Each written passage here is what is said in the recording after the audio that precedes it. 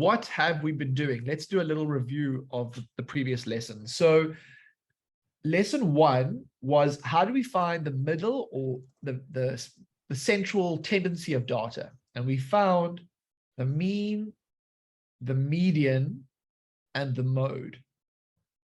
And we learned how to find where the middle of the data is, and there's 3 different ways. Now, the thing that today's lesson is going to focus a lot on is probably the median, because the median is also kind of like a secret agent. It has a dual identity. We sometimes call it the second quartile, or and that's because it's 2/4 of the way through the data. And right at the end of the lesson, we started talking about things called quartiles. So Q1, Q2, and Q3. And what these are is, if you have data that's arranged from smallest to biggest, Q1 is 25% of the way through the data, or 1/4 of the way through the data. Q2, or the median, is 50% of the way through the data, or it's halfway. The median has 50% of the data below, 50% of the data above it. And then Q5 or Q3 is 75% of the way through the data, or 3/4. And so if you're at Q3, there's 75% of the data below you, 25% of the data above you. Okay, so that's a rough overview. We didn't do all of that, but I'm just throwing it out to start the lesson. Now, in order to find these things, we use what's called a position formula. So we always calculate the position of these values before we get them. And there's a couple of different variations, but I'm going to show you what I think is kind of the easiest way to remember it. Oh, and so something else, we also always need to know the number of items in a data set. So number of items in a data set, we call that little n most of the time. Okay, so how do we find the position of Q1? We use the formula 1/4 times n plus 1. To find the position of Q2, or the median, we use the formula. Sometimes people like 2/4 times n plus 1. Some other people use the formula 1/2 times n plus 1. It doesn't matter. It works equally well. And then to find the position of the upper quartile, or Q3, we use this position formula. Now, if we use that formula, it doesn't give us the value of Q3. It simply gives us the position of Q3 in the list. So this is just a step along the way in the journey that we need to find the quartiles. Okay, so we're going to do an example in a moment, but I just want to check in the class, do these ideas make sense? Give me a thumbs up if they make sense. Give me a thumbs down, or raise your hand if you have a question. Okay. Are there any questions from the people? Busisiwe, what is your question? Hi, sir. Hey. So my question is, for position Q2, even if we use 2/4 or 1/2, do we get the same answer? We do. You do get the same answer. Okay, thank you. Pleasure. Okay, so you're going to see us doing that quite a lot today. And the reason we work out the quartiles is it helps us work out the main stuff that we're going to do today. So the main topic for today is finding how spread out data is. And the way we do that is we use different statistics. The one is the range. The other one is the interquartile range. And so just to summarize this, you would have learned this in grade 9, but the range is the biggest minus the smallest, but the interquartile range is Q3 minus Q1. And so that's what this gives us, is the middle 50% of the data. So, the range gives us 100% of the data, the range of 100% of the data, whereas the interquartile range gives us the range of the middle 50% of the data. And so in order to find the interquartile range, you have to be able to find Q1 and Q3. And so the range and interquartile range are two measures of spread that we need to know how to work out. I don't know if we'll get there today, but there is also something called the standard deviation. And the standard deviation is another measure of how spread out your data is. And if there's time today, we'll start to look at the standard deviation. Asange, what is your question?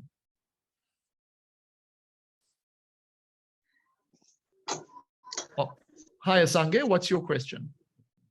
Good evening, Sam. Hey, I would like to say, I do not understand starting from that interquartile range. I couldn't understand starting from there. So what I want you to do, Asange, is can you take a screenshot of these? Because we're going to do an example now where everyone will be working on them. And as we do this example, you'll figure it out. But the formulas that you're going to need is you're going to be given a data set in a moment, and you're going to have to figure out how many items are there in the data set. And then you're going to have to do this calculation over here. Once you've done this calculation, you will then use that position you get here to find the value of Q1, Q2, and Q3. But what I'm going to do is I'm going to ask you to watch the chat, and I'm going to talk you through it as we go into this example. So let's get going with an example. Here is a data set. I want us, the goal here is to find Q1, Q2, Q3, and ultimately the interquartile range. Okay, which is that. In order to get started, we need to know how many data items are in the set and whether or not the data is arranged from smallest to biggest. Now, because this is the first example, I've made sure that it's arranged from smallest to biggest. However, I haven't found out the number of items yet. So put in the chat, how many items are there in this data set? So 1, 2, 3, 4, 5, 6, 7, 8, 9, 10. Okay, so there are 10 items in this data set. In order to find these values, you are going to first have to find the position of these using the formula I gave you on the last page. So find the position of Q1, position of Q2, position of Q3. So in the chat, what I first want you to do is find me the positions of these things and share those. Once I see that's correct, we can then go on to working out what the actual value of Q1 or the lower quartile is, the upper quartile, etc.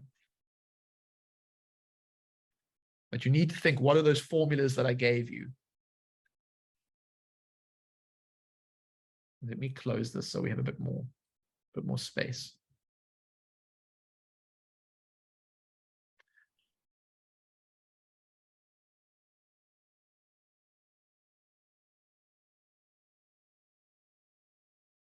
So remember, what we first want to show is what is the position of Q1.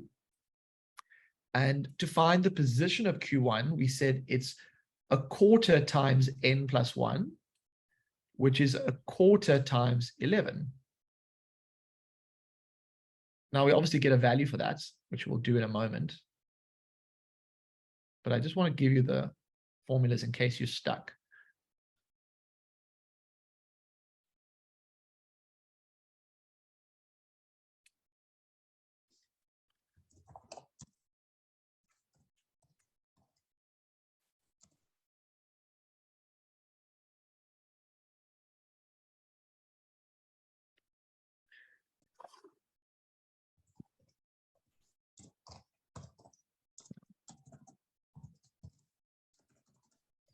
So I see the position of Q1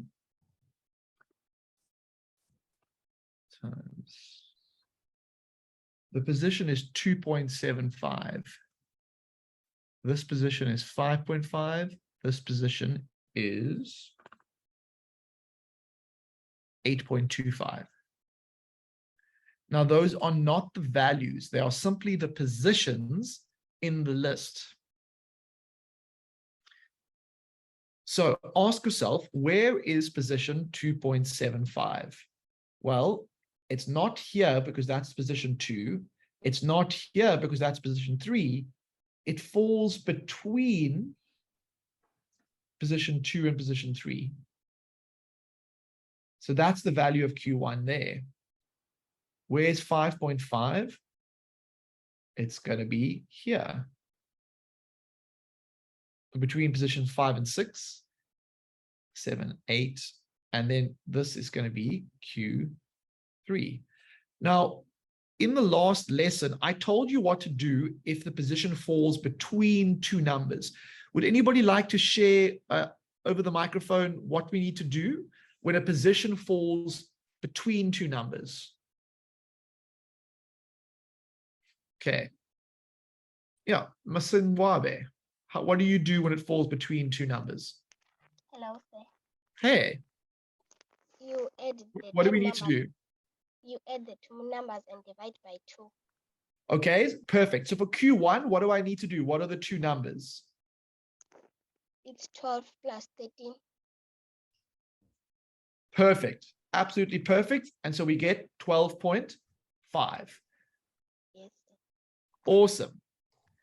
Fantastic, guys. So the value of Q1 is 12.5. What I want to know in the chat, and I want to give you some time, is what is the value of Q2 and Q3? Oh, Jenna, let me see. Maybe you can tell us. What's the value of Q2 and Q3? Hi, Jenna. Can you hear me?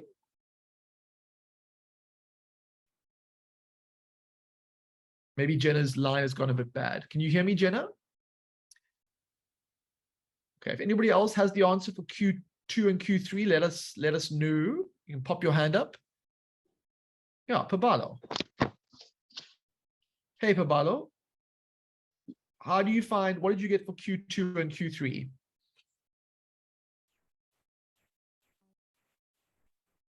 Can you, hello?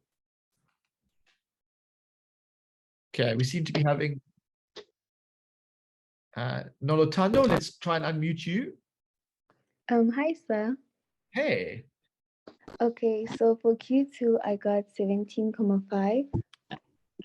Perfect, because you took the 2 divided by 2. I agree with you, yeah. And then for Q3, I did 22 plus 22 divided by 2, and I got 22. Perfect, perfect, perfect. Fantastic, yeah. So what we see is, in order to find these things called quartiles, we first find their position. If we have an exact number, life is easy. We just say it is. If it falls between two numbers, we have to average it across the two numbers here. So what is the interquartile range? I want to know. And what does the interquartile range even mean? Yes, let's go to Busa Siwe. Oh, wait, no. What is the interquartile range going to be?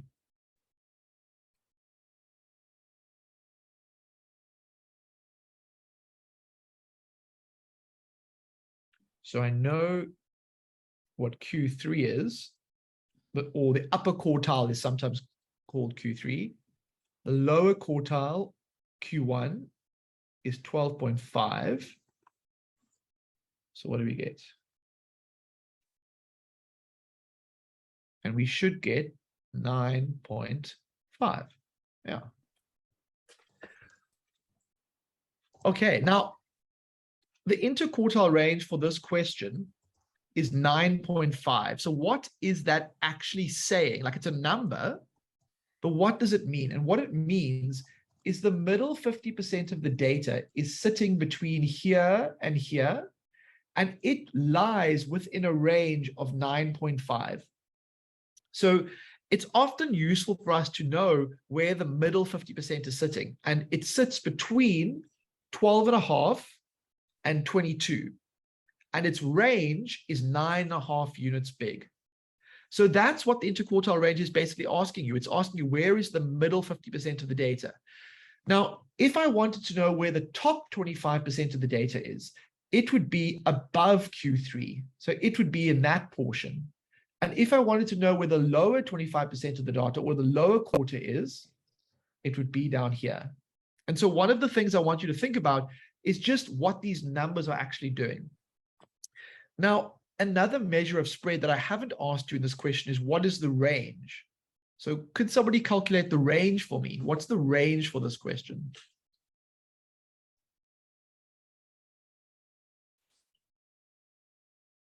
Okay, that was easy, right? Biggest minus smallest, it's going to be 21. So the problem with the range is that if there's just one really big number or a mistake, the range is very, it gets very affected very easily. Whereas the interquartile range is much more stable. It won't be affected by something called an outlier as much, and it's just much more robust. Okay, take a screenshot if you need to now. I'm going to move on to the next question in a moment. And yeah, just give us a thumbs up if you're feeling good, thumbs down if you're feeling like, whoa, pace is crazy. I want to know in the chat. Awesome. Okay, take a screenshot if you need to. Let's go on to example 2.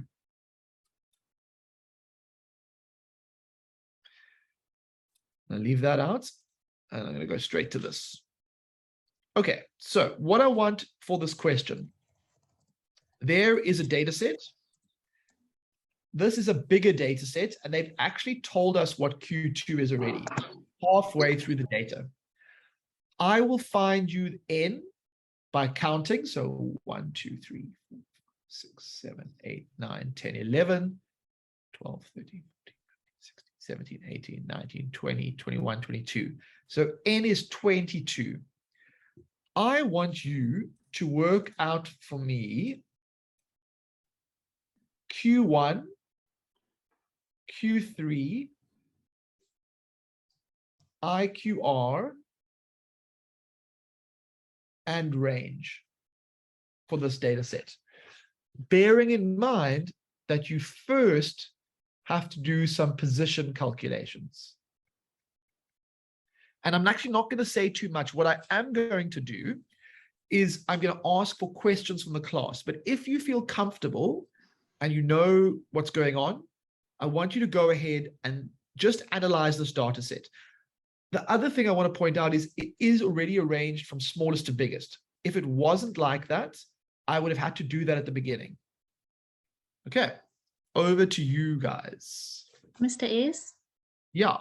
Leslie's asking to quickly take a screenshot of the previous one, please. Okay, let us go back for a second through the magic of live Zooms. I can give you 2 more seconds. Take that screenshot and back we go to. Thanks, Mr. Ace. Pleasure.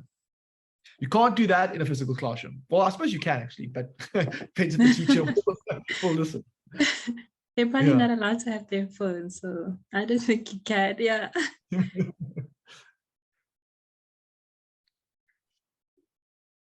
Okay. Let's see what you guys get here.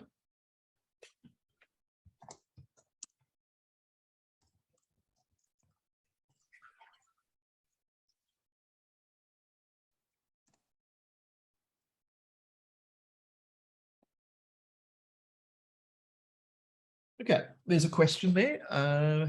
Yamkela, let's unmute you. What's your question?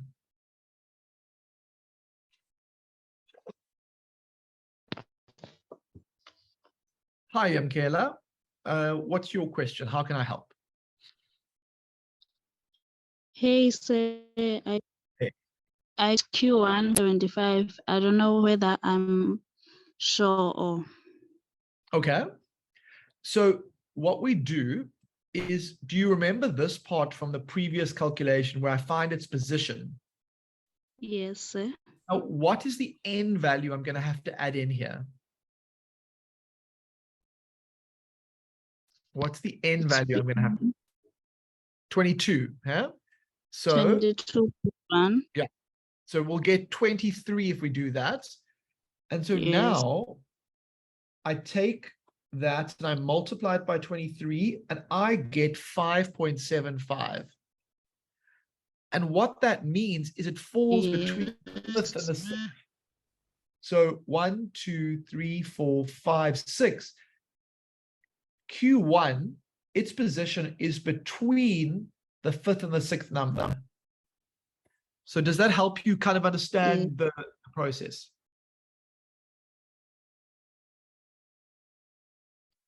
I got it. Okay. Perfect. Perfect. Yeah, Jenna, what's your question? Hello, sir. Can you hear me? I can hear you loud and clear. Okay. I have a question about the quadrants. So you see for Quartiles, quadrant one, Quartiles. oh, sorry. No, it's fine. Quartiles. Yeah. For quartile one, isn't it like half of the upper part? So can't you just count and then see which one's in the middle, and then wouldn't that be quartile one? That's exactly what you do. So because it falls between, Jenna, you're exactly right. So because it falls between 12 and 15, what you do is you simply average them out by adding them together and dividing by 2. And so what do you get 12 plus 15 divided by 2? So, well, I'll even help you. 12 plus 15 is 27. So divided by 2, you would get 13.5. So Yeah. what is a little bit confusing about this one is we get like a fractional position, which means it falls between two values, and then we average them out. And so that's why this example is a bit tricky. But it is possible to just get a position 5 or position 6. Just depends on the question. Oh, but like when I counted to see which one was in the middle, 15 was in the middle. I don't know 15 how to was explain. Yes. okay. So, well, let's count together. So if we go 1, 2, 3, 4, 5, position 5 is 12, position 6 is 15. So can you see how it's between the 5 and the 6? But That's sir, kind of what it's difficult to explain, but I didn't do the calculation. okay. I'm asking if you don't do the calculation, can you just like, yeah. Okay. I understand what you're saying now, Jenna, using a completely different method. Can I say Yes. this? I would recommend doing the position calculation because Okay. when we deal with things like percentiles and when we deal with other types of ideas, if you know how to calculate the position first and then find the value, it's much easier. So the method you're using, it does work for grade 9 and 10, but it gets much harder to carry on using in grade 11. Okay. Does that make sense? Okay. Like, Yes. okay. Thank you. Perfect. Pleasure. Okay. Okay, so let's see what we get for these other parts. So this is 23 times 23. So 17.25. So where is that? That's 11. So 12, 13, 14, 15, 16, 17. So for me, my Q3 is going to occur there. So let me say 18. Yeah, so it's going to be 26 plus 27 over 2, which is 26.5. So we've got my Q3 and Q1. I want to know what is my interquartile range and what is my range. Pop those answers in there.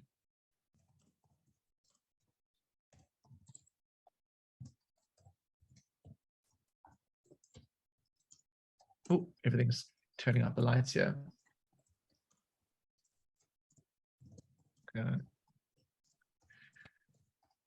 Okay. So interquartile range should just be 26.5, which is Q3, minus Q1, and that should be 13. And what is the range? I see Dawn has said the range is 21. Do I agree with Dawn? Well, the biggest number is 30, smallest number is 9, and so you get 21 for the range. Okay, so just to point out like what we did in the previous exercise. What does it mean if you get an interquartile range of 13? Well, what that means is that the middle 50% of the data, which is sitting between Q3 and Q1, is spread out over a range of 13. So there's 13 units worth of range between Q3 and Q1. And the middle 50% of the data sits there. The range gives us basically the range of 100% of the data. And in this case, the range is 21 units. Okay. Are there any questions from the class? I can ask. Yeah. Sorry, there's a question from Kevin. How did you get Q3? How did I get Q3? Okay. The position of Q3, or the upper quartile, is 17.25. So what I did was I counted and I went one. Well, I actually knew 11 was halfway. So I knew that was position 11. And so I went 12, 13, 14, 15, 16, 17. And now I know it's 17.25. So this would be 18. So it has to be between the 26 and 27.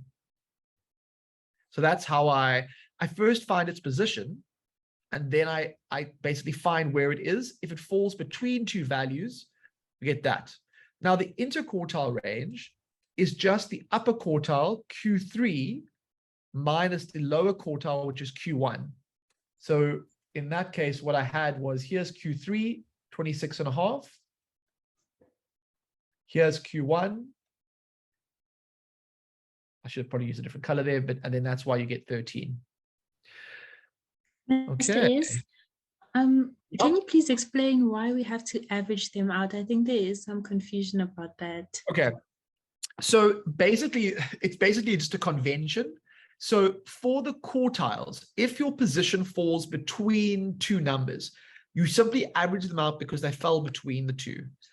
When we get to things like percentiles and stuff, we don't have to average them. But basically, it's just a convention for grade 11 maths, is the honest truth.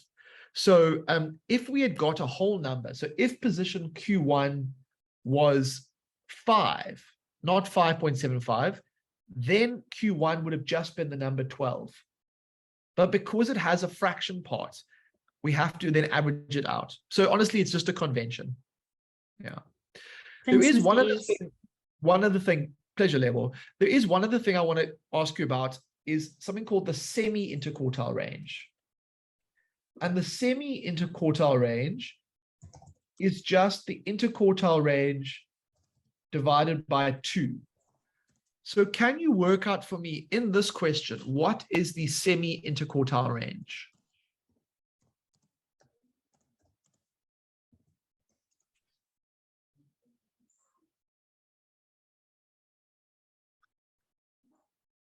Okay, that's quite easy because you've got the interquartile range, which is 13. You divide it by 2 and you get 6.5. So other than the standard, yeah, so these are good. Basically, you've learned about the basic measures of spread, and the interquartile range is probably the most common question in this topic for this exam section. Okay, guys, we've done well. Half an hour has flown by. And so we need to take a moment to just be a bit silly and just relax our brains, because our brains have worked hard for us. So what I want you to do is turn on your camera, and I want you to just stand up and just do your favorite stretch. And if there's somebody on the Zoom who is doing a funky little dance or something, why don't you see if you can imitate them, or try and see if you can do the same stretch that they're doing. But I know we need to stand up. Oh, my nose is blocked. And just, yeah, stretch it out. I'm afraid I'm not a very good dancer, guys, so I won't be doing any funky dances, but I'm sure there's some of you out there that are just itching to break out a dance move. So please, it's your time. Come on, guys, show us your best stretch.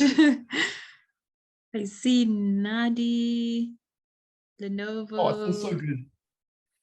I'm going to do the crossing leg knee thing.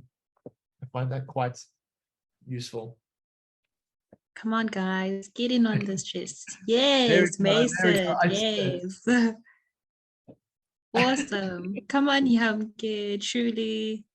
I know you want to stretch so badly. Oh, guys, you're missing out. If you aren't doing this, you're living the less perfect life that you could. And I'm not just even making joined this up. in. Your body will thank you, guys. It'll pay you back, I promise you. If you invest in yourself, it's a good investment. Musi telling me to stand as well. I am observing, so. No, I think it's fair, Level. I think it's fair. I think it's fair. Okay, let's do a quick little brain break. Here is your brain break for today. Tell me what a triangle is worth in this world, in the world of this question.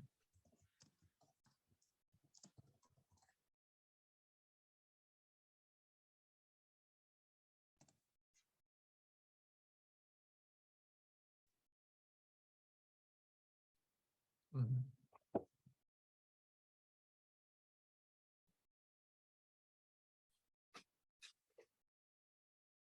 Tell me what a triangle is worth here.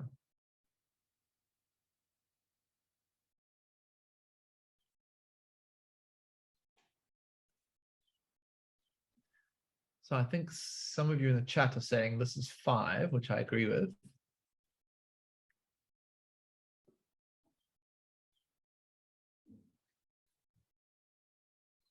And then what do we have for the square?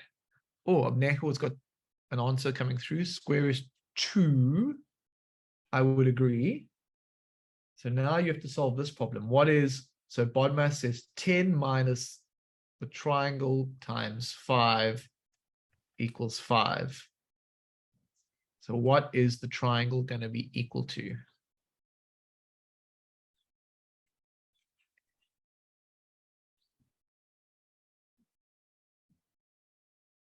Let's have a look. Yeah, I think I agree with Karabo and with who else? Abnejo. The only value that when I say 10 minus something times 5, that gives me 5. It can't be 0 because 0 would knock everything out. It can't be 2 because that would make it 10 minus 10. The triangle is going to have to be equal to 1. Well done, guys. Yeah. I think that was sort of a medium one. It wasn't as hard as the last one we did, but it was still interesting. It was a good one. Okay. All right, let's get back to this lesson for today.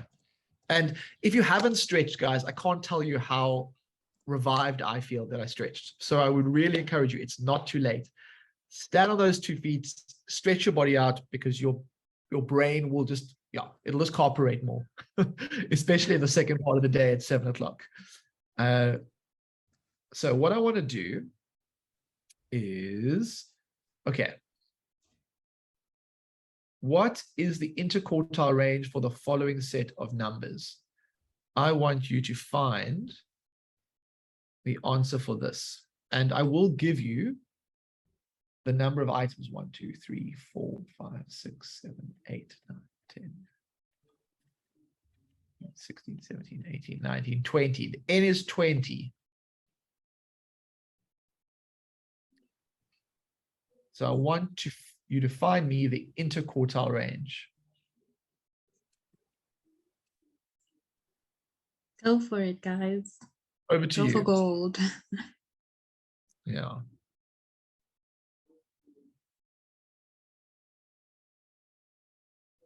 So what do you need to find the interquartile range? You need 2 things. And so then you need to think, how do I find them?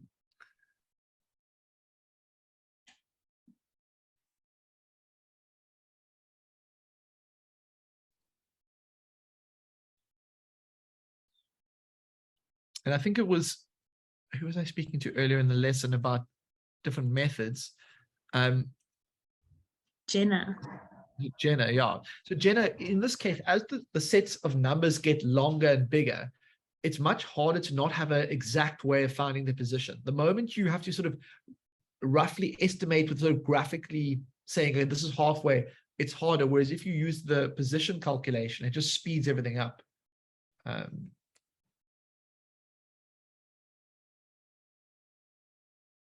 And after a while, you also start to memorize the calculation. So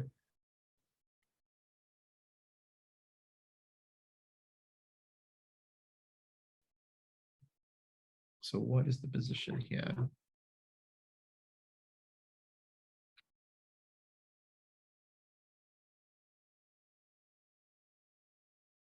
So position 5.25, and then this position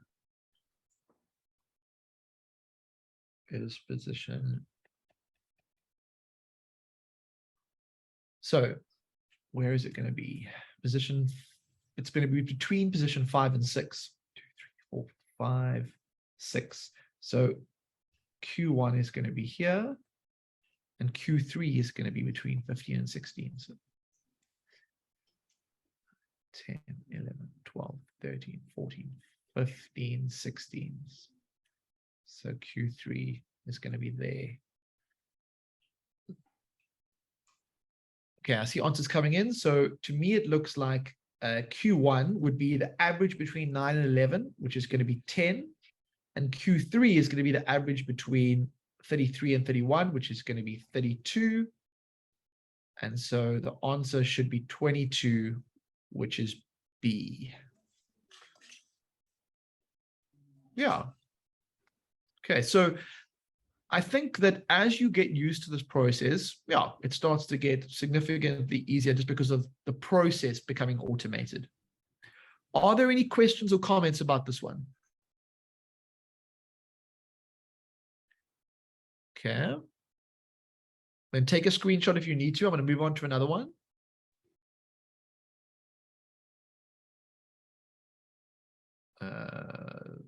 Let's do this one. So this is we're going to move on to percentiles after this, but this is, I want you to find me Q1, Q2, Q3, and I want you to find me the interquartile range for this data set. It is ordered, and it's got 1, 2, 3, 4, 5, 6, 7, 8, 9, 10, 11, 12, 13, 14, 16, 17, 18, 19. There are 19 items in my data set. And I want you to find me, in fact, I also want you to find me the range.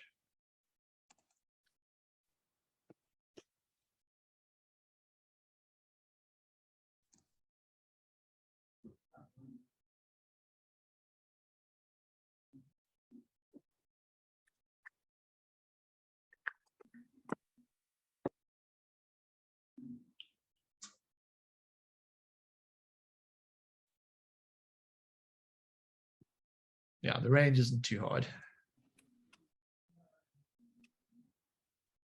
But the other ones take more work.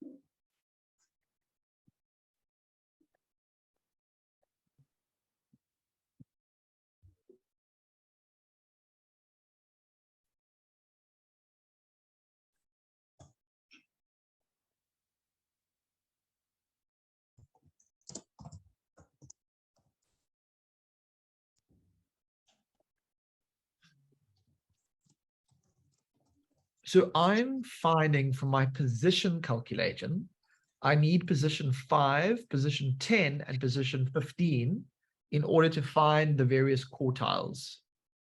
Now see if you can figure out what Q1, Q2, and Q3 is from those position calculations.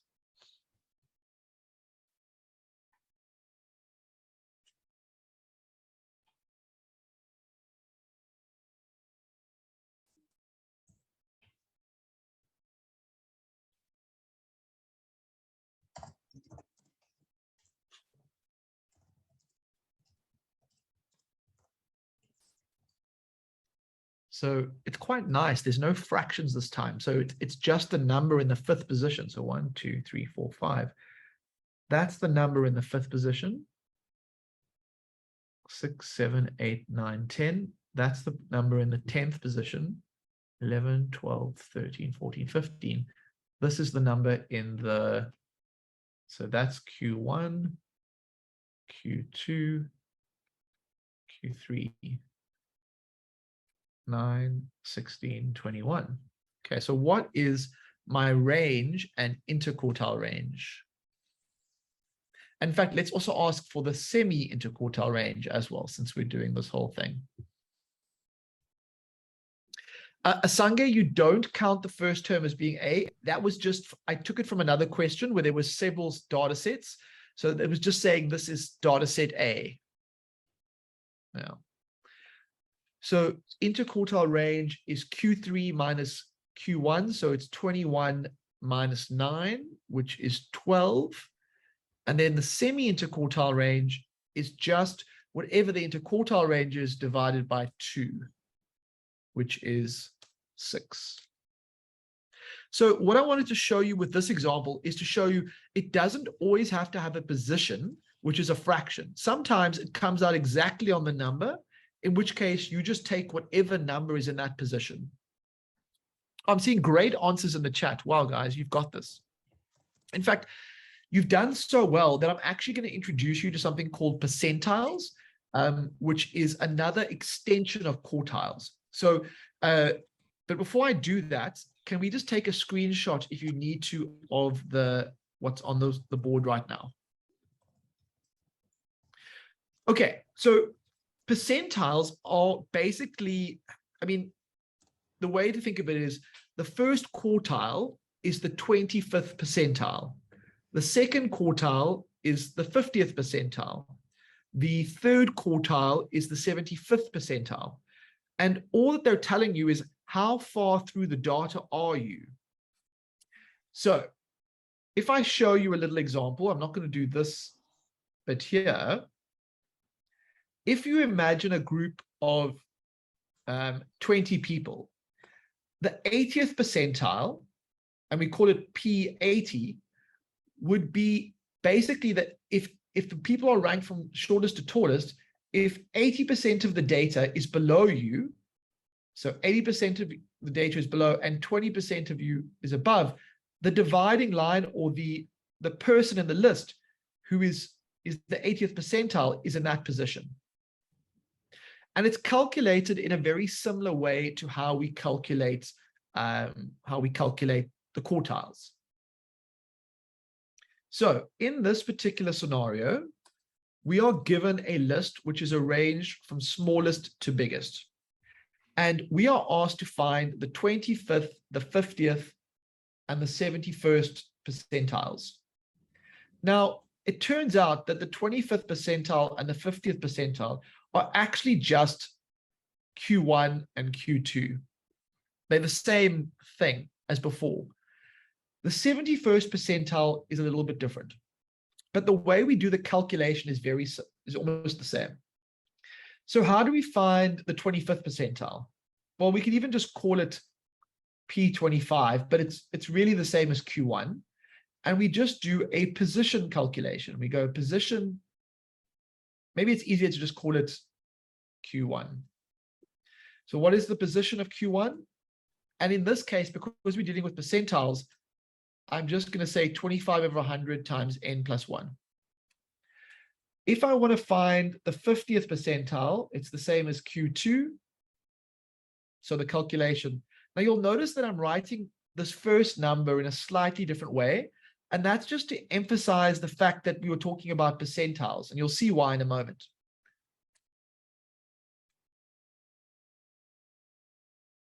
To find the 70th or 71st percentile, or P71, this is not the same as a quartile. But when we are finding its position, we say position P71, and all we're going to do is go 71 over 100 times n plus 1. And in fact, let me not confuse it too much. Let me make this rather P25. Otherwise, it does get a bit confusing because there's different rules for this, and P50. Okay, now, what happens is when we are dealing with percentiles, we do not average them out between the nearest things. If we talk about percentiles and we get a number like 3.47 or something, all we do is go to the nearest position, which is a little bit weird because, like, why are we doing it for percentiles and not for quartiles? But that's just the rule that we're going to use. So in this, given the wording that they were given, they were calling this percentiles. I want you to find me the 25th percentile. In fact, I'll do the 25th and then you can do the next two. So how many data items are there? 1, 2, 3, 4, 5, 6, 7, 8, 9, 10, 11, 12, 13, 14.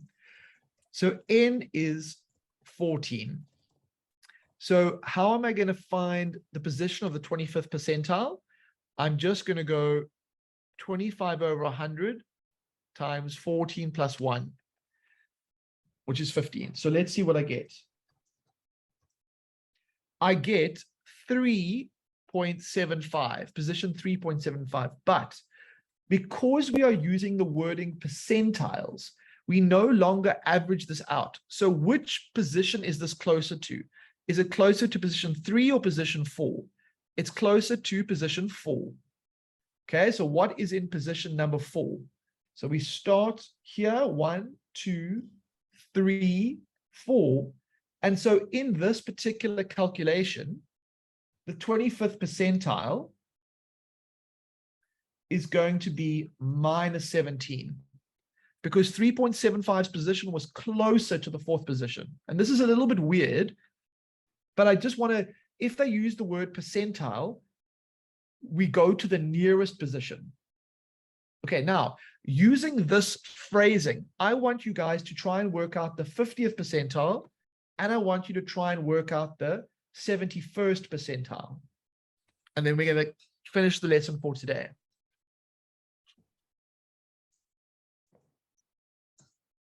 Oh, actually, no, we're not. Actually, we still got 10 minutes. So we've got a bit of time. So let's work through this methodically. Mr. Ayers? Ask yourself, yeah.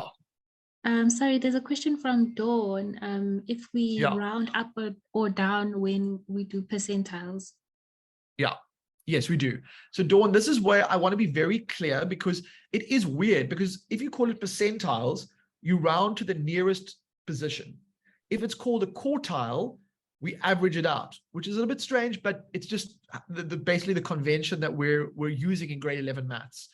It's not worth an argument about which is more mathematically correct, because it can go around in circles. This is the convention that's used the majority of the time. If you see percentiles, yeah, pleasure. Okay, so let's get the position of this one over here, 50 over 100 times 15, and we get 7.5. Aha. And what's that going to mean? Flip. Okay.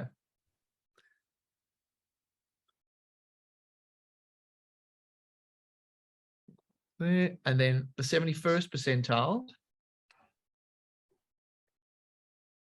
is going to be, so 0.71 times 15 is going to be position 10.65. Okay, I'm going to come back to P50 in a moment, because I think I know what Mr. Siwe's question is going to be. But let's just find what the value of P71 is. So it's closer to position 11. So let's find the 11th position. So we're going to go 1, 2, 3, 4, 5, 6, 7, 8, 9, 10, 11. And so this is going to be P71. And this one over here was P25. Now, what about P50 in position 7.5? Now, here we have a problem, guys. And actually, to be honest, in this situation, as a teacher, I would give I would just average them out. I know I said that we wouldn't normally do that for percentiles, but if it falls exactly between the two, halfway, most of the time this won't happen. So in this particular scenario, I would average, but I would also give the right answer for someone rounding up or rounding down, because it's actually ambiguous. But for this situation, I'm going to average them out. So let's go 7.5, 1, 2, 3, 4, 5, 6, 7. And so I'm basically averaging them out for these two. Make sure I've got that correct. 1, 2, 3, 4, 5, 6, 7, 8. And so if we average them out, we could have minus 1.5. However, I do understand if you round up and you got 0, I would accept that as well. Or if you rounded down and you got minus 3.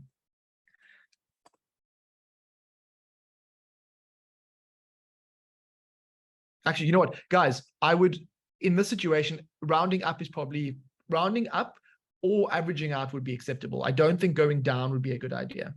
So let's rather do that. So minus or 0. Because generally when we deal with decimals, we would round up. I'm just remembering that. Yeah. If you get a 0.5, you would round up. You wouldn't round down. Okay. Are there any questions or comments about that, guys? So now that I've had a little bit more time to think about it, I actually think the rounding up answer is more correct. I wouldn't make this wrong, but essentially rounding up is if you think about how we do rounding generally, if you fall halfway, we almost always go up. And so I want to correct myself on that and say that the answer would then be, it makes sense to round up from to the 0. So I hope that clarifies anything that's needed. Are there any comments or questions from the class?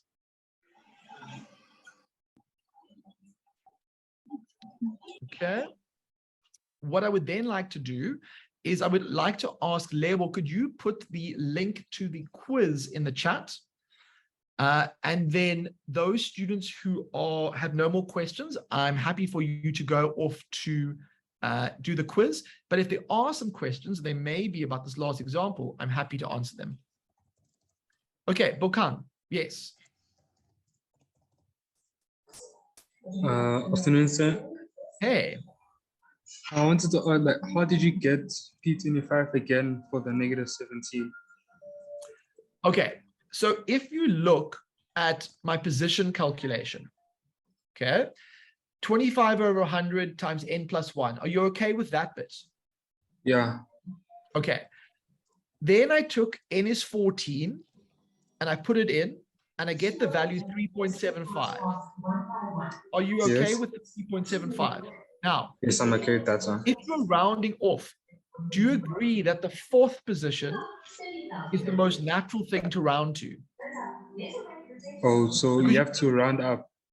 Yes. And that's the same thing I was doing with 7.5. I should have rounded up to the 8th position over here. Does that make sense? And then 10.65 goes to the 11th position.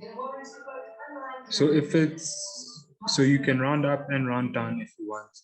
No. Like so if it's a round up. So if it's 0.5, so if it's okay. If it's 0.5 or above, you round up. If it's below 0.5, you round down. Like yeah, that's what I meant. Yeah.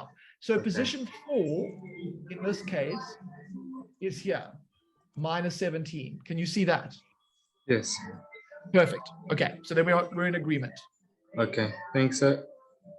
Pleasure, everyone. Okay, glad you enjoyed the lesson. We did well because we squeezed in percentiles, which is a little bit trickier than quartiles.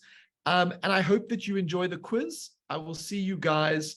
I'll see you on Monday. And we still have 2 minutes left. So if there are any questions, feel free to ask them. Otherwise, you can go off and do the quiz.